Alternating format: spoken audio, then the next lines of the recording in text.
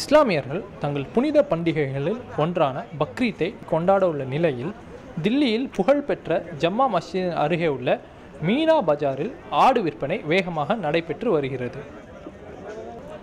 பல இடங்களிலிருந்து பலவிதமான ஆடுகள் இந்த பஜாரை நிரப்பியுள்ளன. ஆனால் இந்த ஆடுகளின் விலை மிகவும் அதிகம் என்கிறார் இந்த பஜாருக்கு வந்திருக்கும் Anas Iqbal.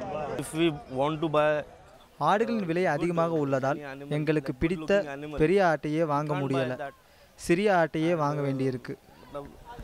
We will buy a small animal that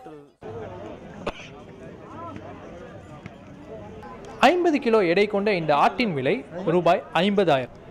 பல நேரங்களில் மக்கள் இந்த விலையை கேட்டு வாங்க மறுப்பதால் குறைவான விலைக்கு விற்று நஷ்டம் நேரிடுகிறது என்கிறார் ஆடு விற்கும் ஹருண். மக்கள் குறைவான விலைக்கு கேட்குறாங்க, ஆனால் ஆடு வளர்க்குறது ரொம்ப செலவாகுது.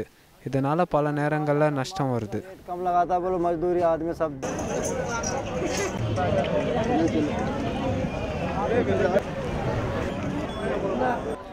விலைவாசி உயர்வு என்பதை மக்களை பொதுவாக பாதித்தாலும் இது போன்ற பண்டிகை நாட்களில் இதோட தாக்கம் பெருசாக உணரப்படுது.